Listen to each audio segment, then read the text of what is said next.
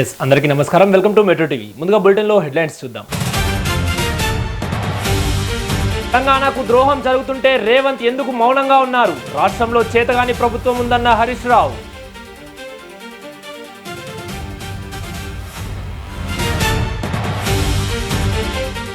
పాతదంగా RBI repo rate, policy repo rate 5.25% కొనసాగింపు.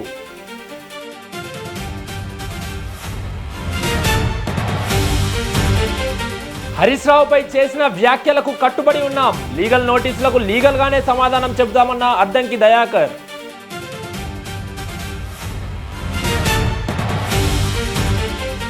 తమిళనాడు అసెంబ్లీలో budget ప్రవేశపెట్టిన మంత్రి విల్సన్. ప్రభుత్వాసుపత్రిలో పుట్టిన పిల్లలకు బంగారు ఉంగరం.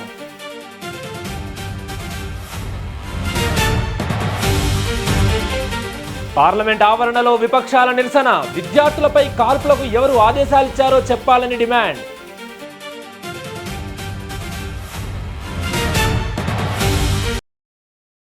డీటెయిల్స్ చూద్దాం. ఢిల్లీ పర్యటనలో ఉన్న తెలంగాణ ముఖ్యమంత్రి రేవంత్ రెడ్డి కేంద్ర జలశక్తి మంత్రి సిఆర్ పాటిల్తో భేటీ అయ్యారు.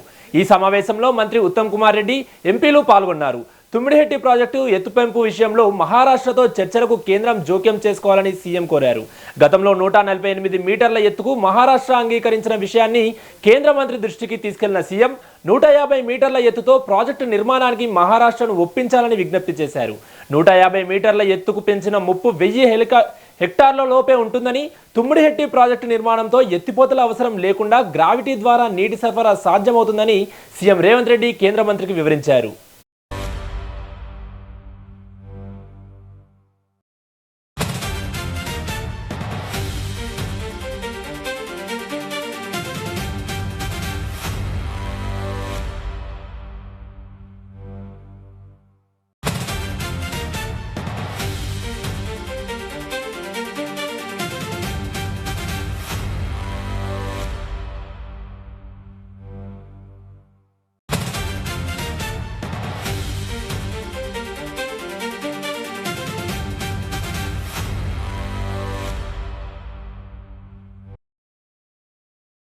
ఎమ్మెల్సీ అనంతబాబుకు రాజమండ్రి కోర్టులో ఎదురుదెబ్బ తగిలింది.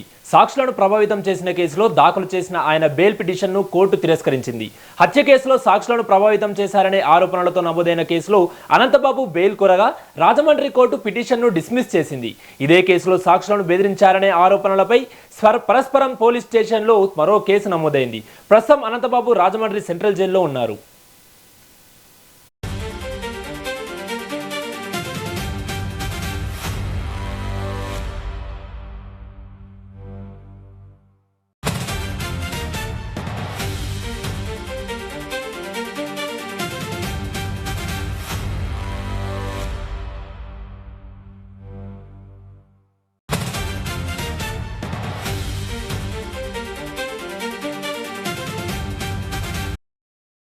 ఎమ్మెల్సీ అనంతబాబుకు రాజమండ్రి కోర్టులో ఎదురుదెబ్బ తగిలింది. సాక్షులను ప్రభావితం చేసిన కేసులో దాఖలు చేసిన ఆయన బెయిల్ పిటిషన్ను కోర్టు తిరస్కరించింది.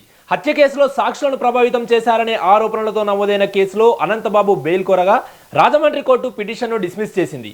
ఇదే కేసులో సాక్షులను బెదిరించారనే ఆరోపణలపై సర్పవరం పోలీస్ స్టేషన్లో మరో కేసు నమోదైంది. ప్రస్తుతం అనంతబాబు రాజమండ్రి సెంట్రల్ జైల్లో ఉన్నారు.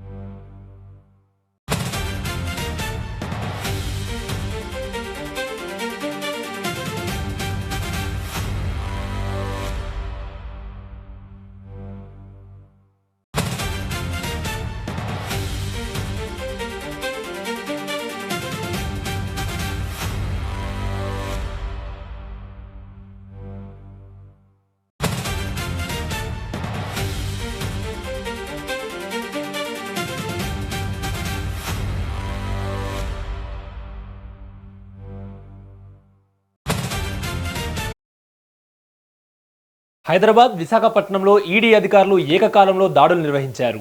వెల్ఫేర్ గ్రూప్ చైర్మన్ విజయప్రసాద్కు చెందిన ఇల్లు, కార్యాలయాలతో పాటు మొత్తం 5 ప్రాంతాల్లో ఈడీ అధికారులు తనిఖీలు చేపడుతున్నారు.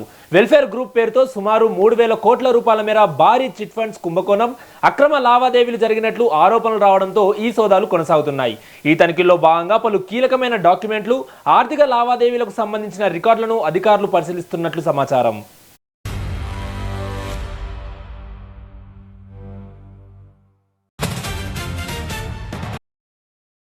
ఇక ఇదే అంశానికి సంబంధించి మరింత సమాచారం మా ప్రతినిధి ఈశ్వర్ అందిస్తారు. ఈశ్వర్, చెప్పండి. ఈ వైఎస్ఆర్ కాంగ్రెస్ పార్టీ సీనియర్ నేత, మాజీ MLA, welfare group of company chairman Mallu Vijayaprasad Chandra నివాసాలు, ఆ కార్యాలయాలు ఎన్ఫోర్స్మెంట్ డైరెక్టర్ అధికారులు ఏకకాలంలో తనిఖీలు చేపట్టారు. అయితే హైదరాబాద్, విశాఖతో సహా మొత్తం 5 ప్రాంతాల్లో ఈ సోదాలు కొనసాగుతున్నాయి. బీహార్కు చెందిన ప్రత్యేక ఈడీ అధికారుల బృందం ఈ సోదాలు చేస్తున్నట్టు సమాచారం. అయితే విశాఖలోని ఆయన నివాసం వద్ద మొత్తం తలుపులన్నీ మూసివేసి ఉన్నాయి, గేట్లు కూడా. అయితే బయట నుంచి లోనకి కానీ, లోన నుంచి బయటకు కానీ ఎవరు వచ్చినట్టు కనిపించడం లేదు. అయితే ఈ చిట్ ఫండ్ వ్యవహారానికి సంబంధించి ఆర్థిక అక్రమాల నేపథ్యంలో ఈడీ అధికారులు ఈ చర్యలు చేపట్టినట్టు తెలుస్తుంది. అయితే దాదాపు 3,000 కోట్ల విలువైన చిట్ ఫండ్ లావాదేవీలకు సంబంధించి కేసులో పలు కీలక పత్రాలు కూడా, ఆర్థిక లావాదేవీల వివరాలను అధికారులు పరిశీలిస్తున్నట్టు సమాచారం. అయితే ఈ welfare group of company chairman ఉన్న సమయంలోనే డిపాజిట్ల సేకరణలో భారీ ఎత్తున ఆర్థిక అవకతవకలు, మనీ లాండరింగ్ కూడా జరిగినట్టు ఆరోపణలు వస్తున్నాయి. కాగా ఈ మల్లు విజయప్రసాద్ గతంలో 2009లో కాంగ్రెస్ పార్టీ నుంచి విశాఖ వెస్ట్ నియోజకవర్గం నుంచి ఎమ్మెల్యే గెలిచారు. ఆ తర్వాత వైసీపీలో చేరి 2019లో పోటీ చేసినప్పటికీ ఓడిపోయారు. అయితే అప్పటి ప్రభుత్వం ఆయన్ని ఏపీఈడబ్ల్యూసి చైర్మన్ గా నామినేట్ పోస్ట్ చేసింది. అయితే 2021లో ఇదే చిట్ ఫండ్ కి సంబంధించి ఒడిశా సిఐడి పోలీసులు కూడా ఆయన్ను అరెస్ట్ చేశారు. కొంతకాలం జైల్లో కూడా ఉన్నారు. Thank you Eshwar.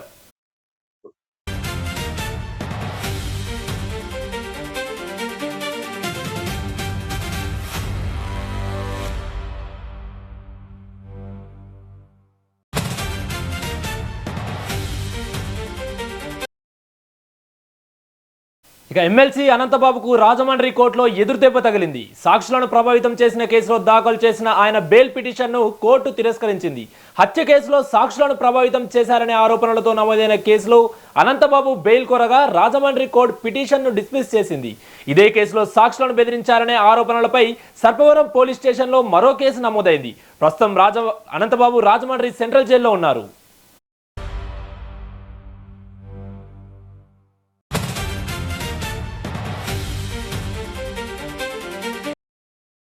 ఇక ఇదే అంశానికి సంబంధించి మరింత సమాచారం మా ప్రతినిధి రాజేష్ అందిస్తారు. రాజేష్, చెప్పండి. Thank you Akram. Driver Subrahmanyam హత్య కేసులో దశాబ్దాలు కొన్ని సంవత్సరాలుగా కొనసాగుతున్న ఈ ఎమ్మెల్సీ అనంతబాబు కేసు మరి కొత్త ట్విస్ట్ చోటు చేసుకుంది. ఇటీవల కాలంలో అతను రాజమండ్రి సెంట్రల్ జైల్లో ఉంటూ తాత్కాలిక బెయిల్ మీద బయటికి వెళ్ళిన తర్వాత, బెయిల్ వచ్చిన తర్వాత అక్కడ ముఖ్యంగా 5 సాక్షులని కాకినాడలోని తన నివాసానికి పిలిచి అక్కడ వాళ్ళని బెదిరించి వాళ్ళకి డబ్బులు ఇచ్చి సాక్ష్యాలు తారుమారు చెప్పాలన్నట్లుగా, తనకు అనుకూలంగా చెప్పాలన్నట్లుగా చేసినట్లుగా ఫిర్యాదు అందింది. ఈ నేపథ్యంలోనే సర్పవరం పోలీసులు అనంతబాబుపై కేసు నమోదు చేసి రాజమండ్రి సెంట్రల్ జైలుకి తరలించారు. అనంతరం అప్పటి నుంచి కూడా ఈ అనంతబాబు ఈ విషయంపై హైకోర్టుకు వెళ్లాలని ప్రయత్నిస్తే హైకోర్టులో స్క్వాష్ పిటిషన్ వేయడానికి ట్రై చేసినప్పుడు ముందుగా కాకినాడ జిల్లా కోర్టుకు వెళ్ళమని చెప్పి హైకోర్టు ఆదేశాలు జారీ చేయడంతో ఆయన రాజమండ్రి సెషన్స్ కోర్టును ఆయన ఆశ్రయించారు. ఈ నేపథ్యంలోనే గత ఇంచుమించుగా 3 నెలలుగా కూడా ఈ కేసుపై వాదోపవాదనలు కొనసాగుతూనే ఉన్నాయి. ఎందుకంటే సాక్షులను ప్రభావితం చేసే దిశగా ఎటువంటి పరిస్థితులు చేయకూడదనే ఉద్దేశంతోనే అంటే షరతులతో కూడిన బెయిలును మంజూరు చేసిన విషయం తెలిసిందే. అయితే ఆ షరతులను అనంతబాబు ఉల్లంఘించి సాక్షులను బెదిరించడం కానీ, ప్రలోభపెట్టడం కానీ రెండిట్లో ఏదో కనిపించిందిగా అనిపించింది. సో అందువల్ల వెంటనే ఆ సాక్షులు కూడా వెంటనే అనంతబాబుతో అతను సాక్షులతో మాట్లాడిన మొత్తం రికార్డ్ అంతా కూడా సాక్షులు పోలీసులకు వివరంగా చెప్పారు. అలాగే అనంతబాబు ఇచ్చిన నగదును ఇంచుమించుగా మనిషికి 2,50,000 రూపాయలు క్యాష్ అంత ఇచ్చారు. ఆ క్యాష్ ను కూడా పోలీసులకు స్వాధీనం చేశారు. ఈ నేపథ్యంలో సాక్ష్యం బలంగా ఉండటంతో ఈ డ్రైవర్ సుబ్రహ్మణ్యం హత్య కేసులో సాక్షులను అనంతబాబు ఖచ్చితంగా ప్రభావితం చేస్తున్నారు అని నిర్ధారణకు రావడంతో ఈ రోజు కోర్టు మాత్రం ఆయన bail petition Rajahmundry sessions court ఆయన బెయిల్ పిటిషన్ డిస్మిస్ చేసింది. ఈ నేపథ్యంలో వెంటనే ఆయన మళ్ళీ తీసుకెళ్లి తిరిగి మళ్ళీ రాజమండ్రి సెంట్రల్ జైలు తరలించే ప్రయత్నం చేస్తున్నారు. Akram. Right, thank you Rajesh.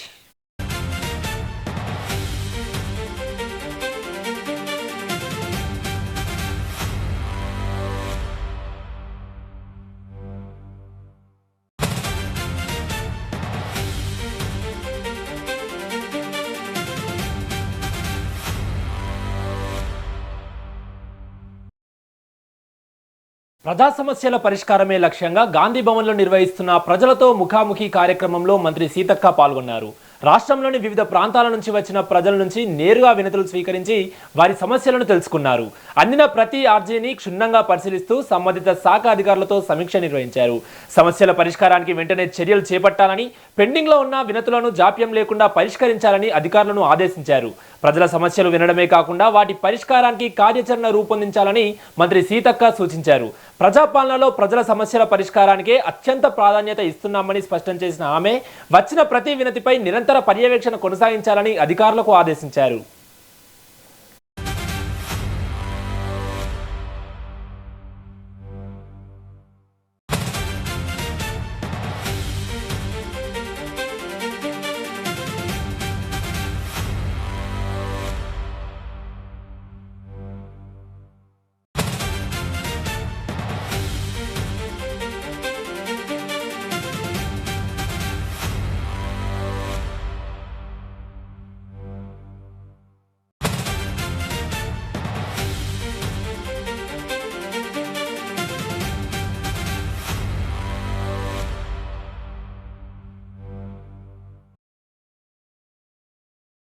ఇక హరీష్ రావు పంపిన లీగల్ నోటీసులపై కాంగ్రెస్ ఎమ్మెల్సీ అద్దంకి దయాకర్ ఘాటుగా స్పందించారు.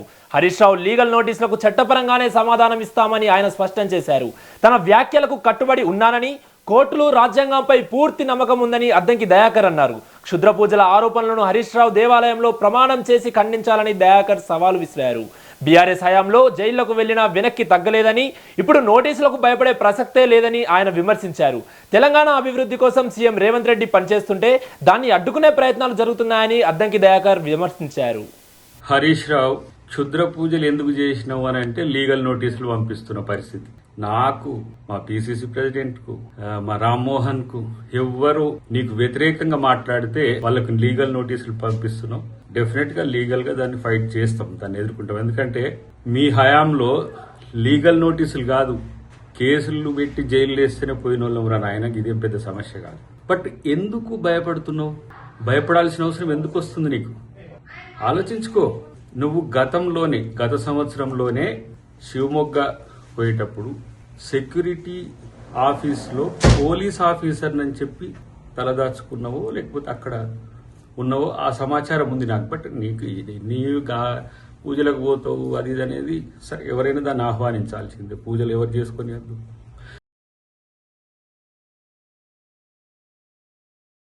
హైదరాబాద్ లో నూతనంగా నిర్మించిన Saidabad steel bridge, Musarambagh bridge పనులను హైదరాబాద్ ఇన్ఛార్జి మంత్రి పొన్నం ప్రభాకర్, మంత్రి అజారుద్దీన్ తో కలిసి పరిశీలించారు. ఈ తనిఖీల్లో ఎమ్మెల్యేలు, ప్రభుత్వ సలహాదారు, జీహెచ్ఎంసీ కమిషనర్, ఇతర ప్రజా ప్రతినిధులు, అధికారులు పాల్గొన్నారు. త్వరలో ముఖ్యమంత్రి చేతుల మీదుగా ఈ స్టీల్ బ్రిడ్జ్ ని ప్రజలకు అందుబాటులోకి తీసుకురానున్నట్లు మంత్రి వెల్లడించారు. ఈ అంశంపై మరిన్ని ముఖ్యాంశాలు మా ప్రతినిధి శివ అందిస్తారు. నమస్తే, welcome to metro TV.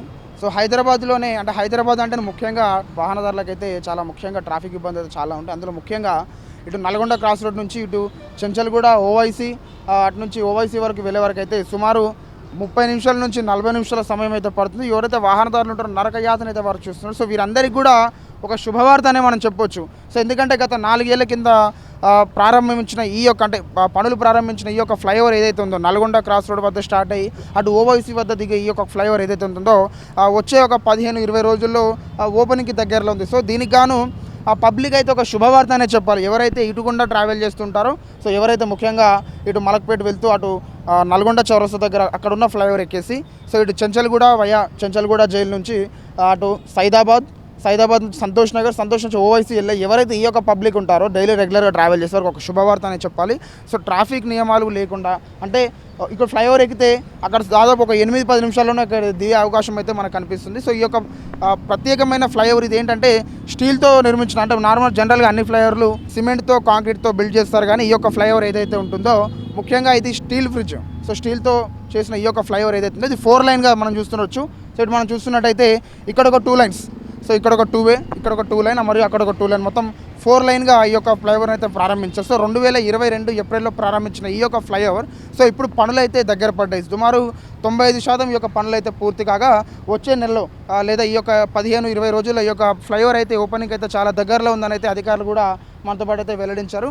So ఇదొక ఫ్లైఓవర్ అనేది ఇటు నల్గొండ క్రాస్ రోడ్ అయితే స్టార్ట్ అయ్యి అటు ఓవైసీ వద్ద అయితే ఎండ్ అవుతుంది అనమాట. సో ఈ యొక్క ఫ్లైఓవర్ ఏదైతే ఉందో దీన్ని ప్రారంభించిన అంచనా వచ్చేసి 523 కోట్లతో దీనికి కాగా ఇందులో నిర్మాణం కోసం వచ్చేసి 370 కోట్లు మరియు భూసేకరణకు వచ్చేసి 153 కోట్లు అయితే దీనిపై పెట్టడం అయితే జరిగింది. ముఖ్యంగా ఈ యొక్క ఫ్లైఓవర్ ఏదైతే ఉంటుందో దీని యొక్క స్పెషాలిటీ ఏంటి అంటే అయితే మామూలుగా సాంప్రదాయ కాంక్రీట్ గిడ్డర్లను బదులుగా స్టీల్ గిడ్డలను వాడుతూ దీని అయితే నిర్మిస్తున్నారు. సో తక్కువ బరువు ఉండడం వల్ల భారీ స్పాన్ను కూడా సులభంగా నిర్వహించుకోవచ్చు. అయితే ట్రాఫిక్కి అంతరాయం తక్కువ ఉండేలా సో భాగాలన్నింటిని కూడా ఫ్యాక్టరీలోనే తయారు చేసుకొని ఇక్కడ వచ్చి అమర్చేలా దీని అయితే రూపొందించారు. తర్వాత భవిష్యత్తులో నిర్వహణలు మరియు మరమ్మతులకు కూడా చాలా సులభంగా ఉంటుందని ఈ యొక్క స్టీల్గాతో అయితే దీన్ని నిర్మించడం అయితే జరిగింది. ఇటు నల్గొండ క్రాస్ రోడ్ నుంచి అటు ఓవైసీ జంక్షన్ వరకు కూడా సిగ్నల్ ఫ్రీ ప్రయాణం అయితే ఇది అందిస్తోంది. సో ప్రయాణికులకు సో 30 నిమిషాలు అంటే సుమారు 30 నిమిషాల పాటు జరిగే ఈ యొక్క జర్నీని కాస్త కుదించి 8 నిమిషాల నుంచి 10 నిమిషాల్లోనే ఇక మనకైతే అక్కడ ఓవైసీకి చేరుకునే అవకాశం అయితే ఉంటుంది.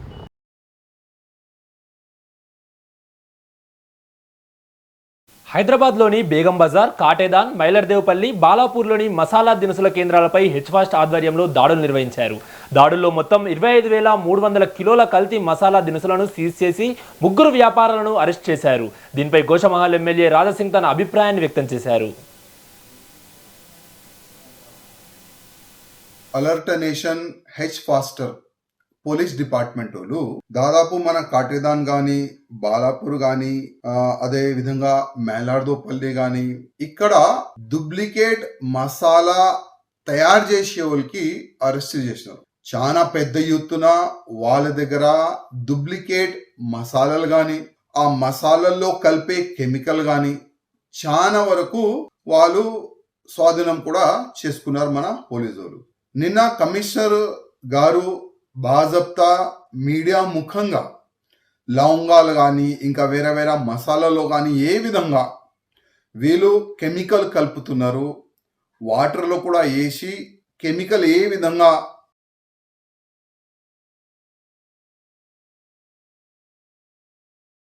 Alert nation H faster police department వాళ్ళు దాదాపు మన కాటేదాన్ కానీ బాలాపూర్ కానీ అదే విధంగా మేలార్దోపల్లి కానీ ఇక్కడ డూప్లికేట్ మసాలా తయారు చేసే వాళ్ళకి అరెస్ట్ చేసినారు. చాలా పెద్ద ఎత్తున వాళ్ళ దగ్గర డూప్లికేట్ మసాలాలు కానీ ఆ మసాలాల్లో కలిపే కెమికల్ కానీ చాలా వరకు వాళ్ళు స్వాధీనం కూడా చేసుకున్నారు మన పోలీసు వాళ్ళు. నిన్న కమిషనర్ గారు బాజప్తా మీడియా ముఖంగా లవంగాలు కానీ ఇంకా వేరే వేరే మసాలాలో కానీ ఏ విధంగా వీళ్ళు కెమికల్ కలుపుతున్నారు, వాటర్లో కూడా వేసి కెమికల్ ఏ విధంగా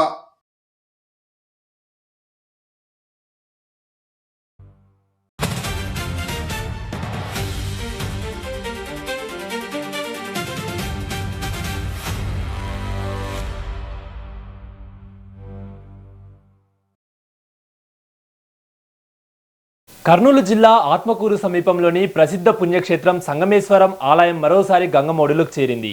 శ్రీశైలం జలాశయానికి భారీగా వరద ప్రవాహం కొనసాగుతుండడంతో నీటి మట్టం వేగంగా పెరిగి ఆలయం పూర్తిగా జలమయమైంది. దీంతో స్వామివారి దర్శనాలకు తాత్కాలికంగా నిలిపివేశారు. ప్రతి వర్షాకాలంలో శ్రీశైలం నీటి మట్టం పెరగడంతో సంగమేశ్వరం ఆలయం నీటిలో మునిగిపోవడం, నీటి మట్టం తగ్గిన తర్వాత మళ్లీ వెలుగులోకి వచ్చి భక్తులకు దర్శనమివ్వడం ఈ క్షేత్రం ప్రత్యేకత. దాదాపు 8 నెలల తర్వాతే స్వామివారి దర్శన భాగ్యం భక్తులకు మళ్లీ లభించనుందని ఆలయ అర్చకులు తెలిపారు.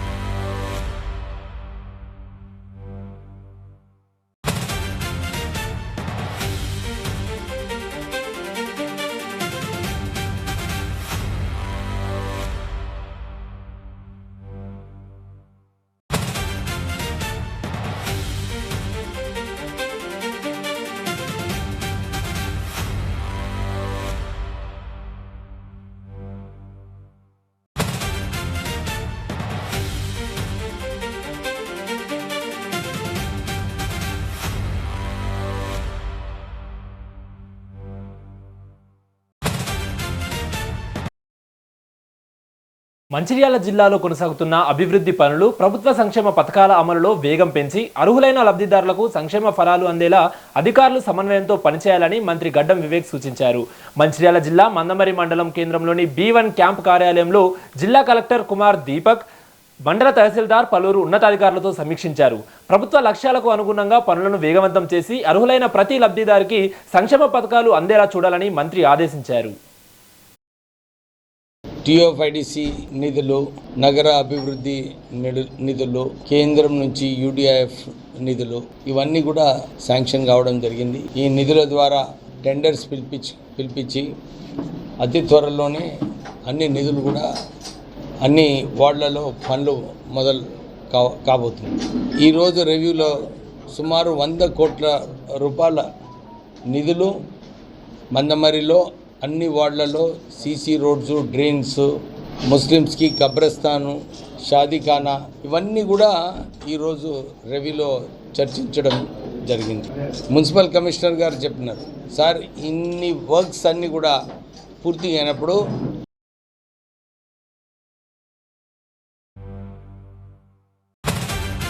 TOFIDC నవజాత శిశువుల ఆరోగ్యం, శారీరక, మానసిక వికాసానికి తల్లిపాలు ఎంతో కీలకమని జిల్లా కలెక్టర్ రాజర్షి షా అన్నారు. ప్రపంచ తల్లిపాల వారోత్సవాల సందర్భంగా ఆదిలాబాద్ జిల్లాలో రిమ్స్ ఆసుపత్రి నుంచి ఇందిరా ప్రియదర్శిని స్టేడియం వరకు నిర్వహించిన అవగాహన ర్యాలీని కలెక్టర్ జెండా ఊపి ప్రారంభించారు. అనంతరం ఇందిరా ప్రియదర్శిని స్టేడియంలో మెడికల్ కళాశాల విద్యార్థులు, తెలంగాణ సాంస్కృతిక సారథి కళాకారులు నాటికలు, పాటల ద్వారా తల్లిపాల ప్రాముఖ్యతపై ప్రజల్లో అవగాహన కల్పించారు. బిడ్డ పుట్టిన తర్వాత తొలి 6 నెలల పాటు కేవలం తల్లిపాలు మాత్రమే ఇవ్వాలని కలెక్టర్ సూచించారు.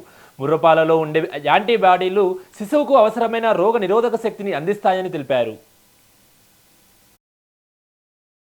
తల్లిపాలు చాలా ముఖ్యమైన పిల్లల ఆరోగ్యం కోసం.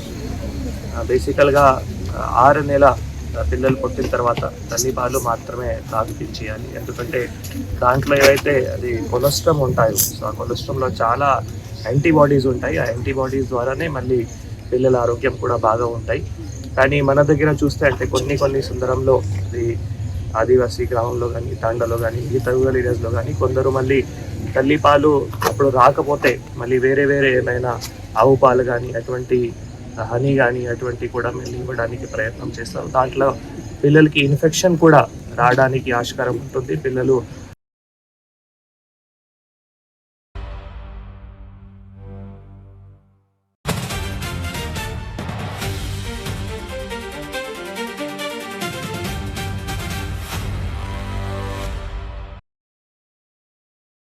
దేశ ఆర్థిక రంగాన్ని ప్రభావితం చేసే కీలక వడ్డీ రేట్లను రిజర్వ్ బ్యాంక్ ఆఫ్ ఇండియా మరోసారి యథాతథంగా కొనసాగించేందుకు నిర్ణయించింది.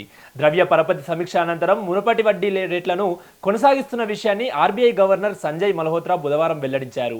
ప్రస్తుత రెపో రేటును 5.25% వద్ద కొనసాగించేందుకు కమిటీ ఏకగ్రీవంగా తీర్మానించింది. SDF 5%గా, MNF బ్యాంకు రేటు 5.5%గా కొనసాగిస్తున్నామని RBI గవర్నర్ తెలిపారు. After a detailed assessment of the evolving macroeconomic and financial developments, as well as the outlook, the MPC decided unanimously to keep the policy repo rate unchanged at 5.25%. Consequently, the SDF rate shall remain unchanged at 5% and the MSF rate and the bank rate at 5.5%. The MPC also decided to continue with the neutral stance.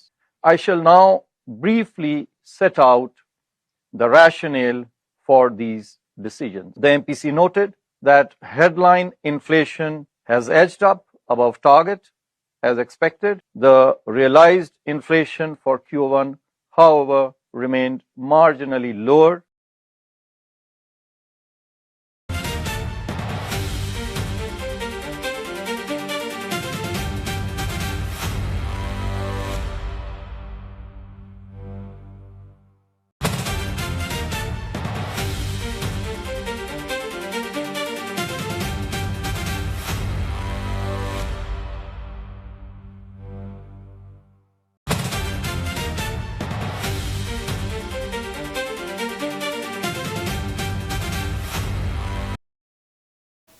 Karnataka కాంగ్రెస్లో మంత్రి పదవులు దక్కని అసంతృప్త ఎమ్మెల్యేలు తిరుగుబాటు ఎగురవేశారు.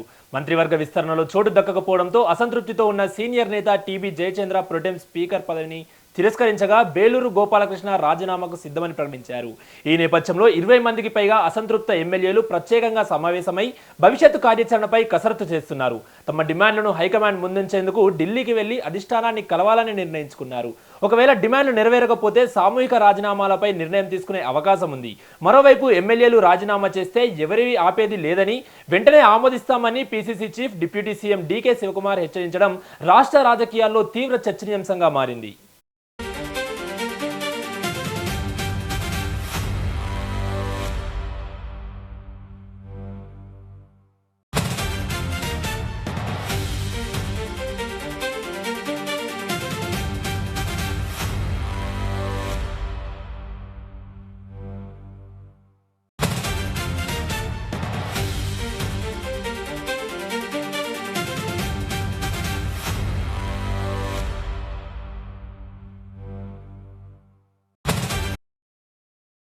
నంద్యాల జిల్లాలోని శ్రీశైలం జలాశయానికి వరద ప్రవాహం క్రమంగా పెరుగుతోంది. ప్రస్తుతం జలాశయానికి 2,45,183 క్యూసెక్ల ఇన్ఫ్లో నమోదవుతోంది. శ్రీశైలం జలాశయం పూర్తిస్థాయి నీటి మట్టం 885 అడుగులు కాగా ప్రస్తుతం 863.90 అడుగులుగా నమోదైంది. పూర్తి నీటి నిల్వ సామర్థ్యం 215.8070 టీఎంసీలు కాగా ప్రస్తుతం 118.6216 టీఎంసీల నీరు నిల్వ ఉన్నట్లు అధికారులు వెల్లడించారు. వరద పరిస్థితిని అధికారులు ఎప్పటికప్పుడు పర్యవేక్షిస్తున్నారు.